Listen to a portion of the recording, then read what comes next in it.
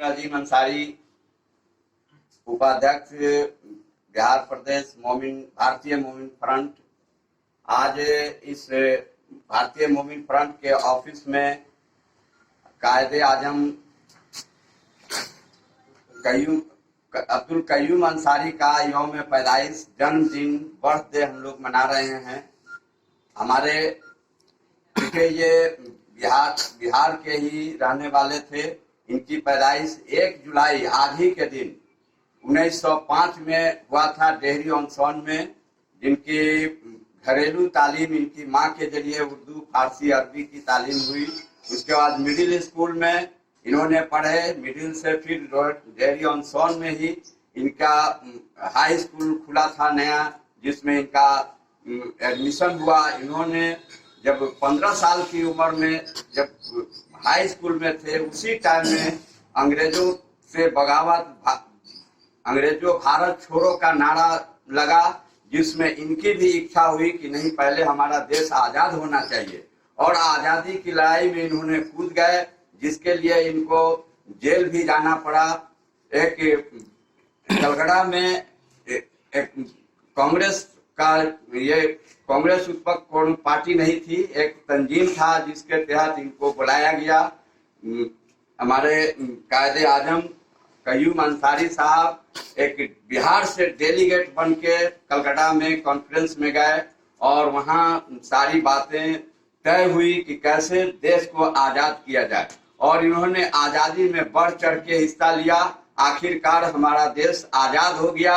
आजादी के बाद जो कॉन्स्टिट्यूशन बना, वो देश को एक वो गुलदस्ता जिसमें हिंदू, मुस्लिम, सिख, ईसाई, दलित और आदिवासी का एक गुलदस्ता बना,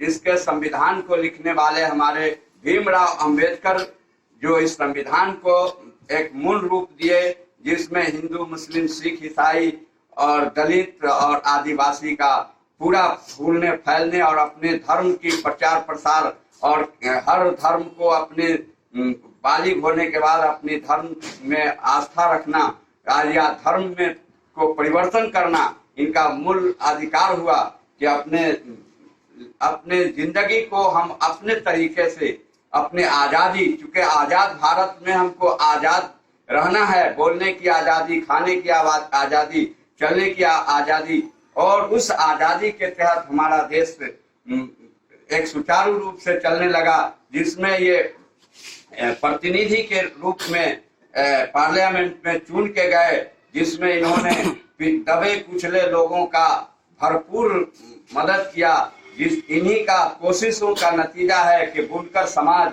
जो अंसारी बिरादरी कहलाते थे, उनको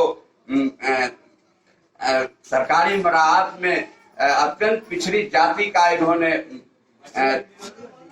अत्यंत पिछड़ी जाति का जो मराहत मिलना था, जो इन्हीं के सर जाता है।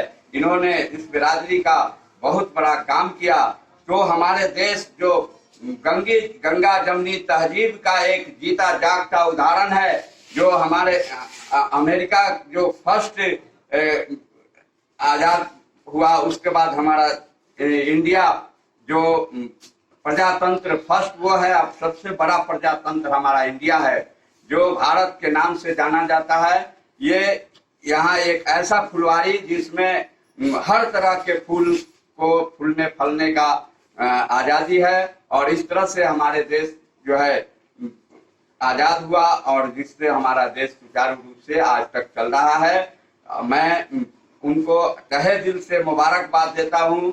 उनके जन्मदिन पर हम तमाम लोग, हमारे भाइयों बहनों भी पहुंचे हुए हैं। इसलिए हम कहते हैं कि हमारा देश सभी देश से आगे तरक्की करेगा, हर मामले में तरक्की करता रहेगा। और मैं उनको खराज अकीदत पेश करता हूं कि उनके कोशिश से हमारा देश बहुत आगे तरक्की कर रहा है। और जो उन्होंने जो हम लोगों के सर हम लोगों के लिए जो छोड़ के चले गए हैं, हम उनको आगे देश को आगे तरक्की कराने के लिए अज़्म लेते हैं। आज उनके जन्मदिन पर हम अज़्म लेते हैं कि हम उनके नक्शे कदम पर चल के देश को आगे तरक्की की तरफ हम ले जाएंगे। शुक्रिया, धन्यवाद। अस्सलामु अलैकुम रहमतुल्लाह व बरकातहू।